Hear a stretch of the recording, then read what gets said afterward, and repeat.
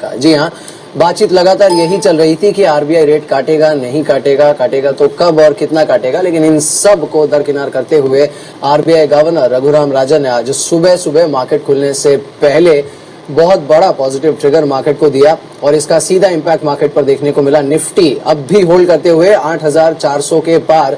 कल तक मार्केट में डिबेट ये था कि 8300 डिफेंड होगा, नहीं होगा। आज चर्चा ये है कि 8400 के बाद क्या अगला पड़ाव निफ्टी का 8500 होगा।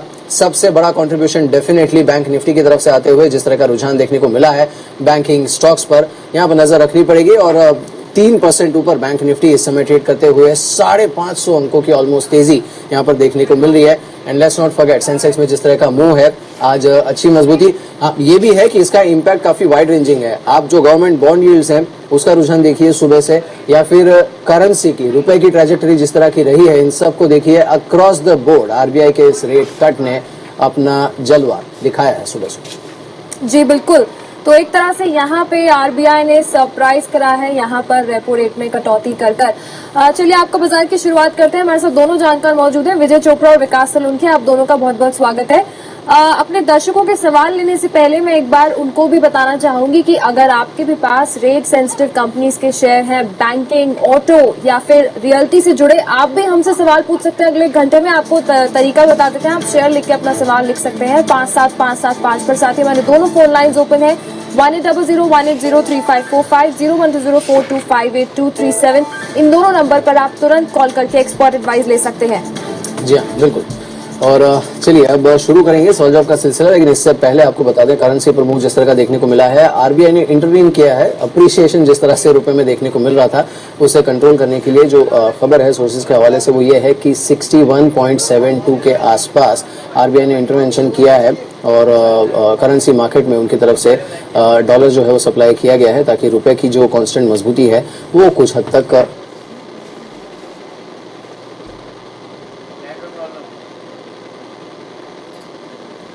के लिए आपकी ट्रेडिंग स्ट्रेटेजी अब किस ट्रैजेक्टरी को टारगेट करेगी निफ्टी पर। 8400 के ऊपर निफ्टी इस समय होल्ड करते हुए।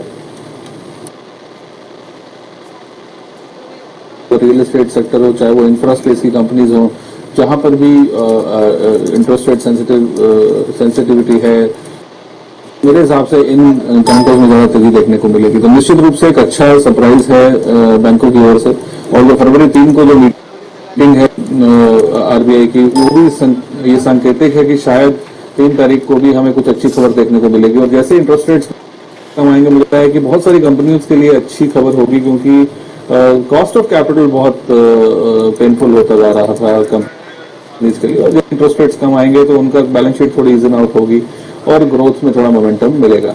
और जिस तरह के सिग्नल्स इन्फ्लेशन के भी आ रहे हैं, जैसे हमने देखा WPI इन्फ्लेशन वाज नियर 0, तो उसके चलते हुए भी हम ये मान सकते हैं कि आरबीआई अपना स्टैंड थोड़ा सा ढीला सकता है और राजन साहब कुछ मेहरबान हो सकते हैं इंडस्ट्री के ऊपर। जी दास, आपसे व्यू लेना चाहूंगी। बैंक निफ्टी यहाँ पे आज अच्छा मूव देखने को मिल रहा है, 3% की बढ़त है। आपसे टेक्निकल व्यू लेना चाहूंगी। ऑलरेडी बैंक निफ्टी जिसने पोजीशंस बना रखी है, लेना चाहते हैं, उनके लिए आप क्या रिकमेंड करेंगे?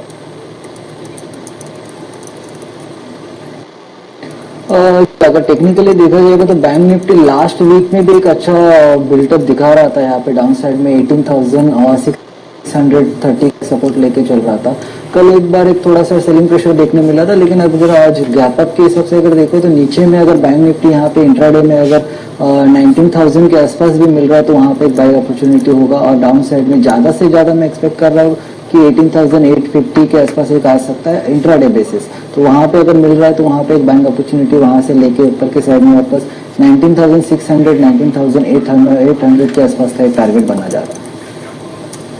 जी चलिए, इस बीच हमारे साथ हमारे पहले दर्शक जुड़े हैं, उनसे बात करते हैं। राकेश हैं हमारे साथ हरियाणा से अपना सवाल लेकर। राकेश, मॉर्निंग टू, बोलिए क्या है सवाल आपका? सर मेरा सवाल इंडिया बुल्स हाउसिंग फाइनेंस पर है। मेरे पास 495 के दाव पे है 500 शेयर और मेरा टारगेट 20-25% का है सर इसमें इंक्रीमेंट का इनका। तो एक साल तक मैं सकता हूँ, मेरे को इसका फंडामेंटल टेक्निकल प्लीज दोनों बता दीजिए।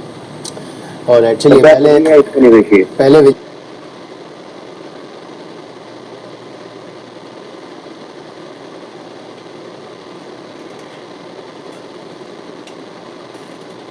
जैसे एक व्यू ले लेते हैं आज हाँ बना हुआ है अपसाइड के लिए। ये एक बड़ा सवाल है क्योंकि इनकी एक्सपेक्टेशन है 25% रिटर्न की। आपकी सलाह क्या होगी?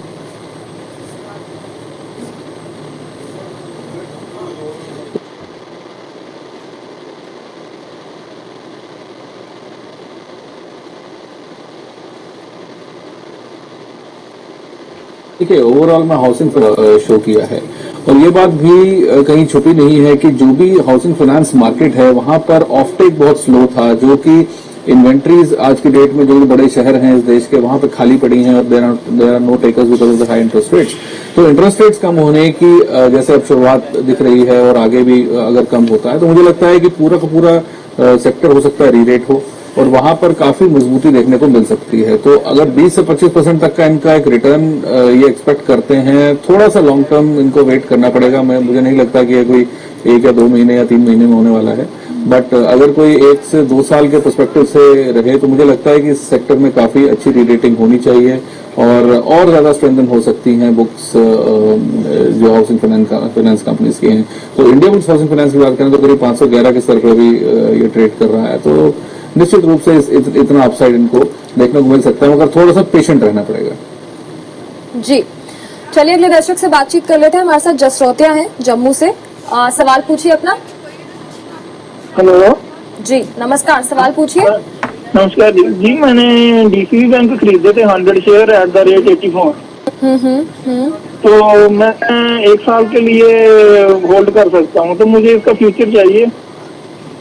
ठीक है, टेक्निकल पर्सपेक्टिव से आपको राय दिलवा देते हैं। विकास आपसे ये सवाल लेना चाहूंगी, डीसीबी बैंक के शेयर खरीदे हुए हैं 100 शेयर 4 के भाव पर, अच्छे खासे मुनाफे में बैठे हैं, 119 पर ट्रेड कर रहा है, 1 साल तक के लिए होल्ड कर सकते हैं। टेक्निकली कैसा लग रहा है आपको ये चार्ट्स पर? जी अगर टेक्निकली देखा जाएगा तो ये स्टॉक में एक अच्छा खासा मूव अभी भी कंटिन्यू कर सकता है। 50 डे डीएमए के ऊपर ट्रेड कर रहा है और यहाँ से मुझे लगता है कि यहाँ से और एक अपसाइड मूव यहाँ पे कंटिन्यू कर लेगा। 1 ईयर प्रोस्पेक्ट अगर देखो तो इसमें अच्छा खासा मोमेंट देखा जा सकता है। ऊपर में 160 180 के लेवल्स भी बने जा सकते हैं ऊपर में। तो फिलहाल तो इसको होल्ड करे और ऊपर में जब भी 150 160 के आसपास जब भी आए तो एक बार प्रॉफिट बुक कर देना चाहिए। जी चलिए, इस बीच हमारे साथ मिस्टर NS यादव हैं भोपाल से अपना सवाल लेकर। Mister Yadav, morning to you. कहाँ इन्वेस्ट? एक्चुअली मेरे पास अल्ट्राटेक के सीमेंट जब LNT का बाइफरकेशन हुआ था उस समय 40 शेयर मिले थे। Very good. 10-15 साल से हैं। तो क्या मैं उसको होल्ड करूं, बेचूं, वो है। और दूसरा सवाल है और जेपी तो सीधे हम लोग इंफ्रा से कनेक्टेड है, उसके 4000 शेयर हैं जो पब्लिक इश्यू में आए थे, जिसको आज तक भाव नहीं मिला है। तो मेरे को कृपया ये 2 शेयर के बारे में बताइए। चलिए, जेपी इंफ्रा पर तो खैर I can understand your pain, क्योंकि ये भाव देखने को मिला ही नहीं जो प्राइस था वो। और आए तो क्योंकि मेरी पूरी फैमिली इंफ्रा से कनेक्टेड थी, इंफ्रास्ट्रक्चर से, तो वो जिससे आया जब से अभी तक रखे ही हैं। बिल्कुल। और दूसरा अल्ट्राटेक समझ गया मैं, लेकिन अल्ट्राटेक आपके लिए एक अच्छा ब्लॉकबस्टर साबित हुआ है और आप देखिए कि कैसे ऑलमोस्ट 10 गुना रिटर्न आपको यहाँ पर मिल रहा है इतने सालों में। विजय, अल्ट्राटेक इनको अच्छा खासा मुनाफा हो रहा है, so it's a call basically that he has to take कि कैश आउट करे या नहीं करे।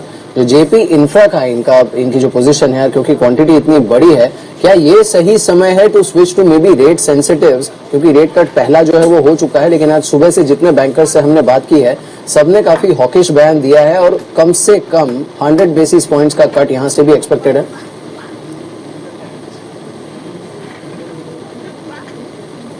देखिए, मैं एक बात बोलना चाहूंगा कि जो अब आज सुबह से जो शुरुआत हुई और मैंने पहले भी यह बात बोली कि ऐसा लगता है कि 3 फरवरी को जो आरबीआई की ट्रेड पॉलिसी बीट है उसमें कुछ सकारात्मक व्यू दें और सकारात्मक हो इंडस्ट्री के लिए।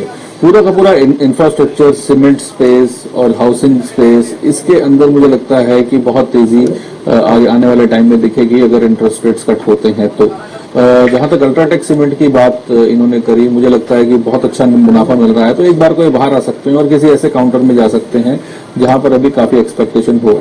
और अगेन जो इंटरेस्ट रेट सेंसिटिव है, ऑटो या ऑटो एंसिलरी स्पेस में कुछ अच्छे ऑप्शंस अवेलेबल हैं, कुछ फार्मा स्पेस में अवेलेबल हैं, तो वहां पर आप इन्वेस्ट कर सकते हैं। There are stocks like Castrol जो कि कंजम्पशन स्टोरीज हैं, गल्फ ऑयल जो कंजम्पशन स्टोरीज हैं, जो क्रूड के के नीचे रहने से उनको बहुत फायदा पहुंचता है। कुछ पेंट कंपनीज हैं जैसे एशियन पेंट्स, इनमें आप इन्वेस्ट कर सकते हैं। तो जहां पे आपको मुनाफा मिल रहा है, 15 साल से आप होल्ड करके बैठे हैं, तो वहां पे एक बार मुनाफा वसूली कर लीजिए, डिसेंट प्रॉफिट।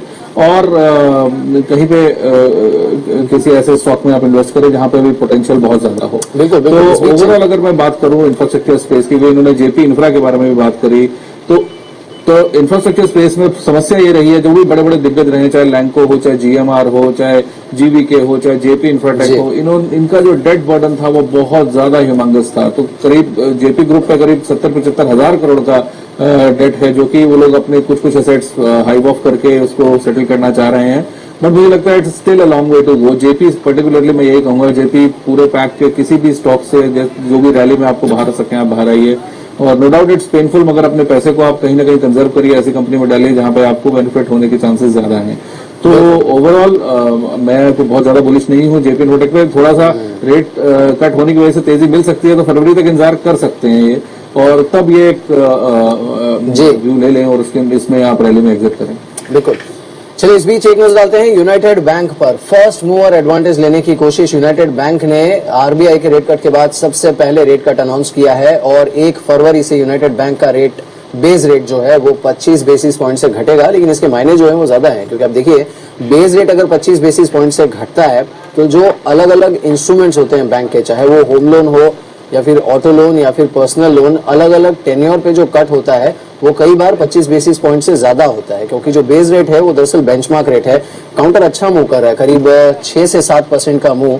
1 फरवरी से यूनाइटेड बैंक अपना जो बेस रेट है उसमें 25 बेसिस पॉइंट की कटौती करेगा। और आज सुबह हम यही चर्चा कर भी रहे थे कि आरबीआई ने क्योंकि सरप्राइज मूव दिया है, banks will have to follow, उनके पास कोई ऑप्शन ज्यादा बचेगा नहीं और रूम है उनके पास। एक छोटा सा ब्रेक लेते हैं, ब्रेक के बाद सवाल जवाब के सिलसिले को आगे बढ़ाते हैं, लौटते हैं।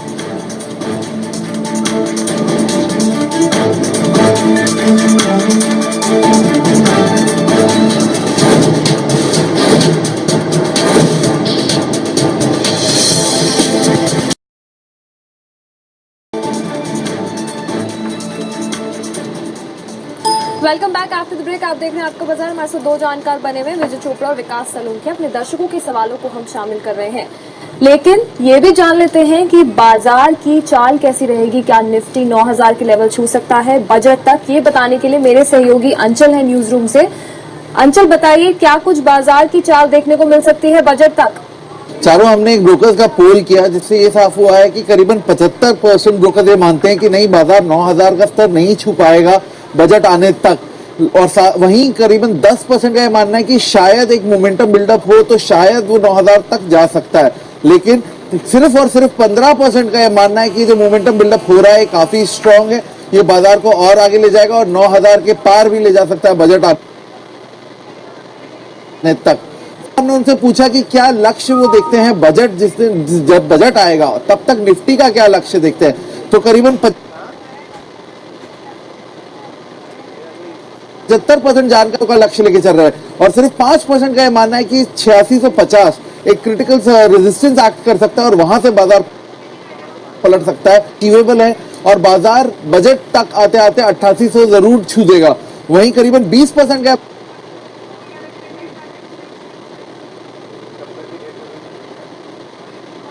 है। अब यूनाइटेड बैंक ने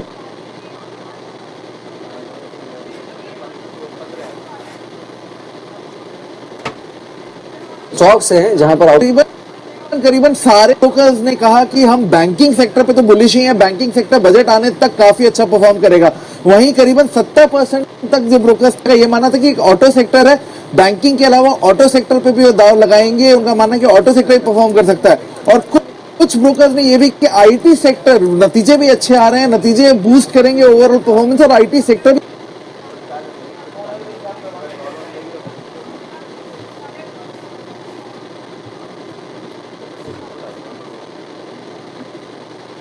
भी अच्छा परफॉर्म कर देगा। वहीं एमएनएम और अशोक लेलैंड, ये दो ऐसे स्टॉक्स हैं मोस्ट ऑफ द ब्रोकर्स जिस पे बेट लगा रहे हैं और कह रहे हैं कि ये दो स्टॉक्स अच्छा परफॉर्म कर सकते हैं।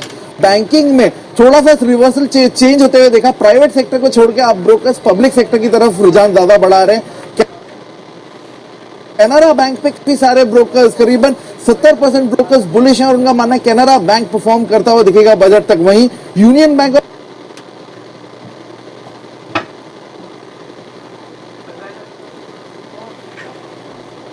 SBI। बाकी बचे ब्रोकर्स ने कहा कि ये दो स्टॉक्स ऐसे हैं जो अच्छा रिटर्न दे सकते हैं बजट आने तक। जी हाँ बिल्कुल, तो इन पर नजर रखनी पड़ेगी। शुक्रिया अंचल इस अपडेट रेट का। Well, I think in a way, what this demonstrates is how well our sort of institutions are working. What you would expect from us is really political leadership, leadership as far as the economy is concerned, and I think we've been exemplifying that and demonstrating that through the series of actions we've. As I've said before multiple times, the number of reforms that we've undertaken is unprecedented in terms of the scope and the magnitude, and the cumulative impact of that is a veritable supply side revolution in India, because we are genuinely building the productive capacity of the Indian economy across the board. So in that sense, we've demonstrated the political leadership, and as a result of that, the RBI has taken note of that, has taken note of course, the healthy trends that we are seeing as far as disinflation is concerned. And for the RBI's actions are very welcome, but they also are following the lead that we are demonstrating. या, बिल्कुल, और ये काफी हद तक एक क्या कहते हैं सिनर्जी का डेमोन्स्ट्रेशन जो जयंत सिन्हा यहाँ पर दर्शाने की कोशिश कर रहे थे सरकारी रिफॉर्म्स और आरबीआई के कदम के बीच। हमारे साथ इस पर और बात करने के लिए मिस्टर एन कामाकोड़ी जुड़े हैं, MD and CEO City Union Bank है। Mister Kamakodi, morning to you, thanks for joining us. It's a surprise move indeed, but you know, eagerly awaited. Now the impact at consumer level, what's your take? By when we can start looking at the sustainable base rate cuts across the banks? Yeah,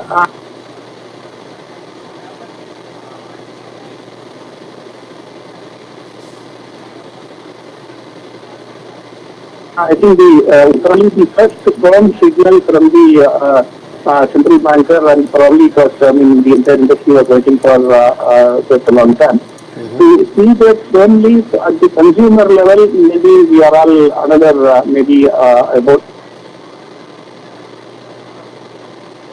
a quarter away. Base rate reduction and all are at the verge of starting. To get this translated into the consumer level, particularly on the so slowly, in fact, we started with reducing our deposit rates from Monday, and the base rate reduction. In fact, for the banking sector, can we reasonably expect 25 to 50 basis points cut on the base rate, translating to maybe slightly higher rate cuts, specifically on products like home loan and auto loan? We can expect between 50 to 75 basis points cut across the credit portfolio, or reduction in the base rate in the next 2 to 3 quarters.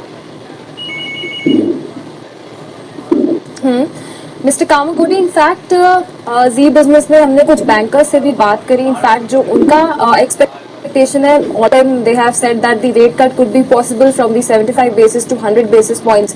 What are your expectations? My expectation before the calendar year 2015 will be 50 to 75 basis points. All right. Thanks a lot, sir. Thanks for speaking to you. Mister Kamakodi हमारे साथ बात कर रहे थे, Indian CEO City Union Bank के। हालांकि उनका जो एस्टिमेट है थोड़ा सा कंजर्वेटिव, बिकॉज उन्होंने कहा कि 15 से लेकर 75 बेसिस पॉइंट का कट 2 से 3 क्वार्टर में हो सकता है, स्लाइटली कंजर्वेटिव। एक छोटा सा ब्रेक लेते हैं, जल्द लौटते हैं।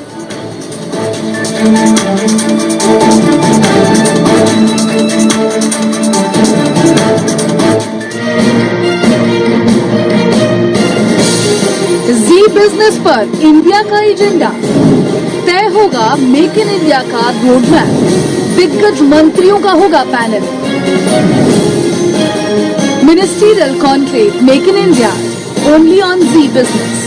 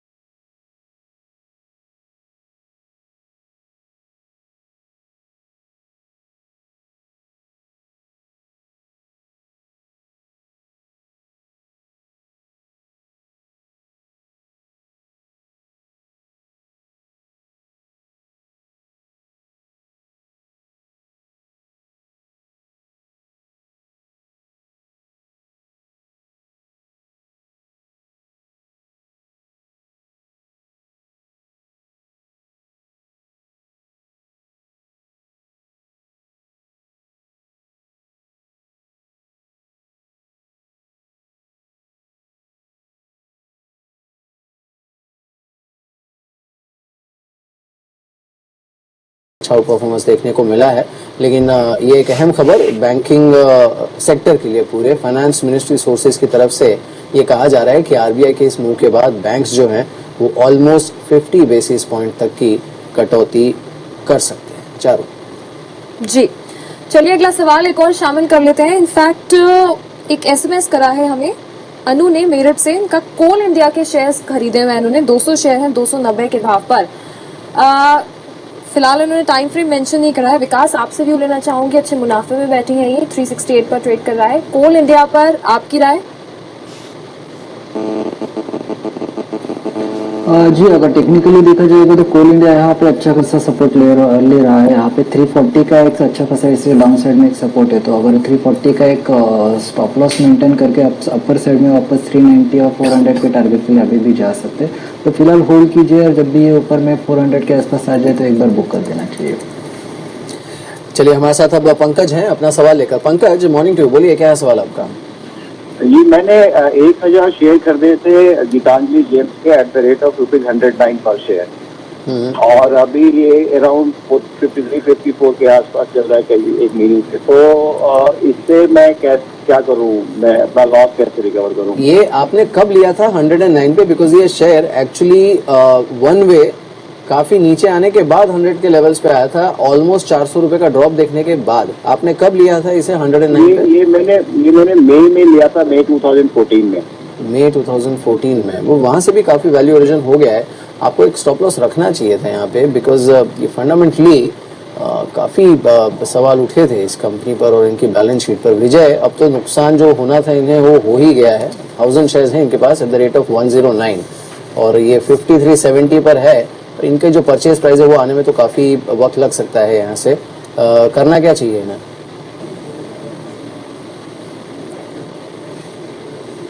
देखिए जो इरोजन हुआ था वो 400 नहीं, मेरे ख्याल से 500 रुपए से ऊपर हुआ था। 650 625 के स्तर से सीधे हमने 60-70 पे जब इसका सर्किट खोला था तब देखा था।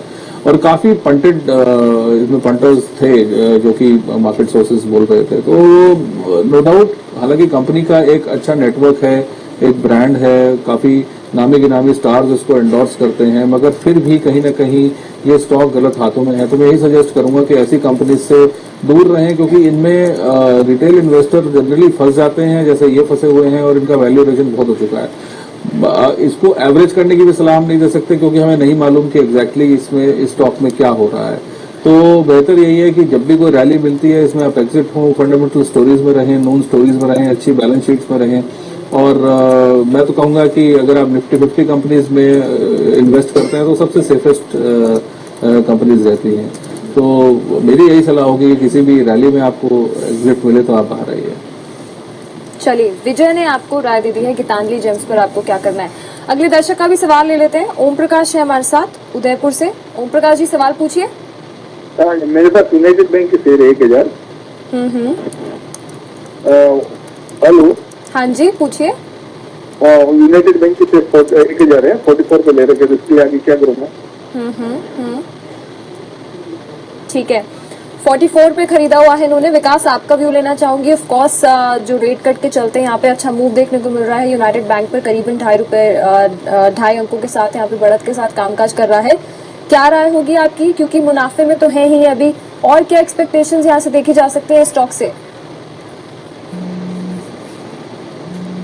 जी हाँ, यहाँ पे अभी भी एक्सपेक्टेशन हाई रख सकते हैं यहाँ पे, क्योंकि टेक्निकली मुझे लग रहा है कि ये स्टॉक में एक अपर साइड में 48-49 के एक लेवल है, इंटैक है, तो वहाँ पे जा सकता है। और अगर देखोगे तो RSI भी अच्छा खासा यहाँ पे मोमेंटम दिखा रहा है कि यार सब एवरेज के ऊपर ये ट्रेड कर रहा है। तो फिलहाल तो इसमें बाइंग जो है उनका होल्ड कीजिए। ऊपर में 48-49 के आसपास जब भी आए तो एक बार प्रॉफिट बुक करके जा सकते हो। अगर नीचे में कोई भी स्टॉप लॉस मेंटेन करना है तो नीचे में 44 के आसपास एक 44 और बिलो 4350 के नीचे एक सपोर्ट लेवल है, तो वहाँ पे एक स्टॉप लॉस मेंटेन करके जा सकते हैं। जी हाँ बिल्कुल, तो स्टॉप लॉस मेंटेन करके आप बने रहिए। हमारे साथ अब हमारे अगले दर्शक हैं विशाल, सोनीपत से जुड़े हैं हमारे साथ अपना सवाल लेकर। विशाल पूछिए, क्या है सवाल आपका? विशाल आपकी आवाज नहीं आ रही ठीक से, if you can hear me, पूछिए क्या है सवाल आपका? I think you're in bad network. लेकिन आपका जो सवाल है वो है हमारे पास, आपके पास 460 के रेट पे 500 वोकहार्ट के शेयर्स हैं और ब्लॉकबस्टर मुनाफा आपको हो रहा है, काफ़ी अच्छा एंट्री पॉइंट आपको मिला है यहाँ पर 1035 पर वोकहार्ट है। लेकिन एक अच्छी चीज़ इस बार ये है कि इसे आप देखिए, ये इसकी जो ट्रैजेक्टरी है उसमें पहले जितने बड़े पैमाने पर मुंह देखने को मिलता था स्विंग, वो अब काफ़ी कर्टेल हो गया है। क्या सलाह होगी आपकी? विजय, वोकहार्ट इनके पास है and he sitting on more than double capital right now.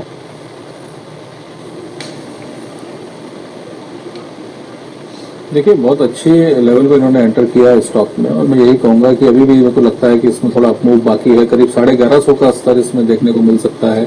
तो बने रहिए, थोड़ा सा पेशेंस रखिए और आपको और ज्यादा इसमें मुनाफा मिलेगा। जो पहले वॉलेटिलिटी देखने को मिली थी तो यूएस एफडीए ने जो उनके प्लांट्स पे छापे मारे थे, वहां पे कुछ इश्यूज निकले थे, उसके चलते हुए काफी दिक्कतें रही थी कंपनी को करीब 1-1.5 साल पहले। But I think that they have sorted out these issues और दोबारा से they are standing on their feet. और थोड़ा मुझे लगता है इसमें अभी भी स्टीम बाकी है, तो बने रहें, एक ये अच्छा स्टॉक होगा बने रहने के लिए। ऑलराइट, चलिए तो आपके लिए यही सलाह है, काफ़ी अच्छा एंट्री पॉइंट आपका। लेकिन फिलहाल वक्त एक छोटे से ब्रेक का, लेकिन ब्रेक के बाद आपके लिए कुछ खास कैलकुलेशंस हमने करके रखी हैं और वो हम आपको बताने वाले हैं। आरबीआई के रेट कट और इसके बाद बैंक्स के रेट कट का असर आपकी ईएमआई पर कितना पड़ेगा, ये हम आपको बताएंगे। यानी आपका कार लोन या फिर आपकी होम लोन या फिर आपका पर्सनल लोन, इसकी जो ईएमआई आप भरते हैं उस पर इस कटौती का कितना असर पड़ेगा, बताते हैं लौटते हैं ब्रेक के बाद।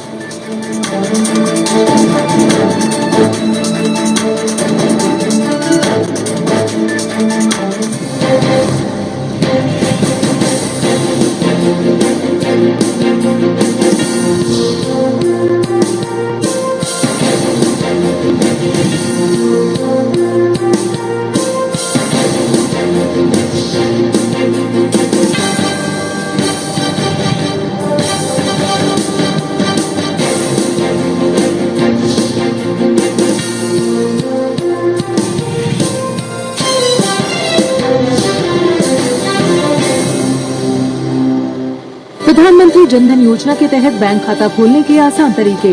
अपना आधार नंबर दिखाएं, पता बदल गया हो तो उसे स्वयं प्रमाणित करें। आधार नंबर न हो तो अन्य पहचान पत्र दिखाएं।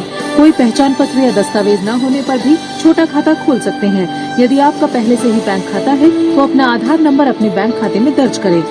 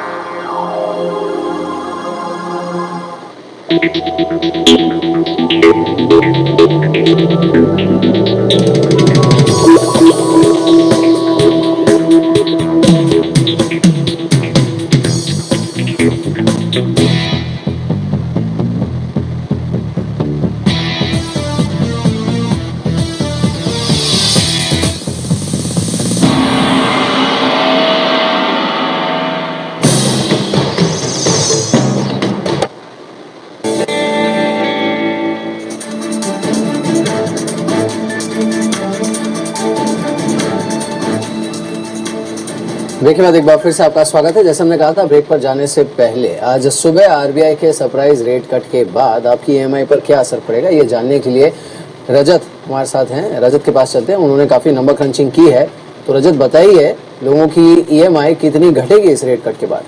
जी बिल्कुल, संकेत तो कुछ ऐसे कि ईएमआई तो पक्का घटना तय है। इस बार का ये जो ब्याज दर घटाने का स्टेप है, ये बहुत पॉजिटिव ले रहे हैं इस समय बैंकर्स, और ज्यादातर बैंकर्स जो भी स्टेटमेंट्स दे रहे हैं उनसे ये संकेत निकल रहे हैं कि ब्याज दरों में जरूर कटौती होगी। सबसे पहले तो यूनाइटेड बैंक ने ऑलरेडी बेस रेट घटा दिया, 0.25% की कटौती कर दी, 1 फरवरी से लागू हो जाएगी, और अब 10% बेस रेट कर दिया, 0.25% की कटौती की गई है। और उसके बाद यूनाइटेड बैंक में वैसी काफी स्ट्रेंथ है। इसके अलावा एसबीआई का मानना है कि ये तो अभी शुरुआत हुई है ब्याज दरों में कटौती की, आने वाले समय के लिए और भी कटौती की उम्मीद की जा सकती है। भविष्य में यहाँ पर जिस तरीके से अब इंटरेस्ट रेट साइकिल चेंज होती हुई नजर आएगी, अब ब्याज दरों में गिरावट का सिलसिला जो है वो और जारी रह सकता है। अगर ऐसा होगा तो ग्राहकों को पास ऑन करना पड़ेगा। सबसे बड़ा बैंक है और पोर्टफोलियो काफी स्ट्रांग है, होम लोन पोर्टफोलियो में कहीं ना कहीं ग्राहकों को जरूर यहाँ पर जो असर है, जो फायदा है वो पहुंचता हुआ नजर आएगा। अरुण कौल, यूको बैंक, इनका मानना है कि बेस रेट में कटौती इस हफ्ते उस पर विचार हो सकता है। यूको बैंक इस हफ्ते कर सकता है बेस रेट पे विचार। ऐसा होता है तो वो ग्राहकों के लिए काफी बेहतर है।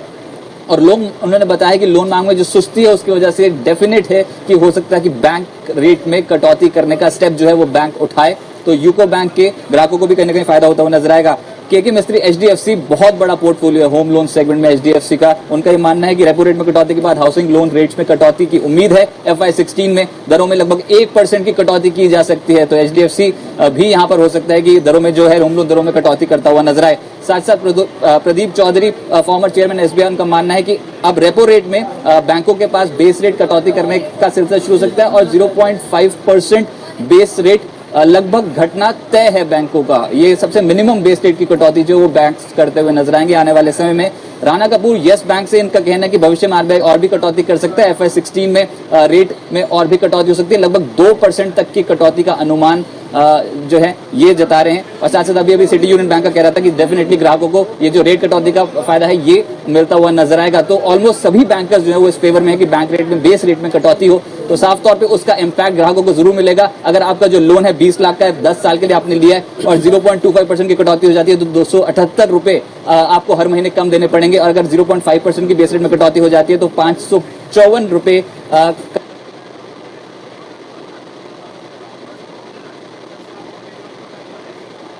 पे ईएमआई बोझ जो है वो आपकी ईएमआई जो है अगर 0 की हो जाती है तो 278 रुपए आपको हर महीने कम देने पड़ेंगे। और अगर 0.5% की बेस रेट में कटौती हो जाती है तो 554 रुपए का जो है वो आप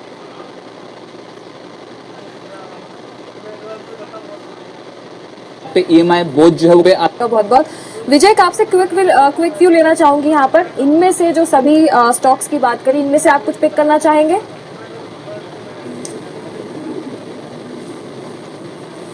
देखिए, मैं पर्टिकुलरली हाउसिंग फाइनेंस कंपनीज और ऑटो कंपनीज में ज़्यादा बुलिश हूँ, और बैंकिंग इको सेक्टर जो मुझे अच्छा लगता है। तो बैंक्स में no doubt SBI, ICICI, IndusInd bank, ये कुछ पिक्स हैं, यस बैंक, ये कुछ पिक्स हैं। अगर हम कंज्यूमर सेक्टर में कंज्यूमर से बात करें तो वहाँ पे मुझे, मैंने जैसे पहले ही बोला, गल्फ ऑयल अच्छा लगता है और कैस्ट्रॉल अच्छा लगता है। कंजम्पशन स्टोरीज हैं ये दोनों। अगर हम हाउसिंग फाइनेंस में बात करें तो LIC housing finance, GIC housing finance मुझे अच्छे लगते हैं। और पेंट सेक्शन में मुझे एशियन पेंट्स अच्छा लगता है। ये कुछ स्टॉक्स हैं जिन पर मेरी नजर रहेगी। और बैंक्स, जैसे मैंने आपको बोला कि मेरे को सबसे अच्छे लगते हैं इस दौरान, जैसे ही रेट कट्स होंगे तो बैंक्स में अच्छी तेजी देखने को मिलेगी। जी, शुक्रिया विजय आपका समय देने के लिए जी बिजनेस को। आपकी तरफ से कोई डिस्क्लोजर?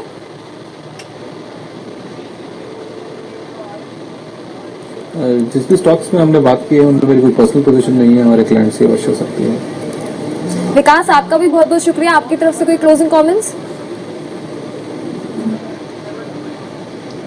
जी हाँ, यहाँ पे जो भी स्टॉक हमने डिस्कस किया इसमें मेरे भी कोई होल्डिंग नहीं है, ना मेरे क्लाइंट की कोई होल्डिंग है यहाँ पे।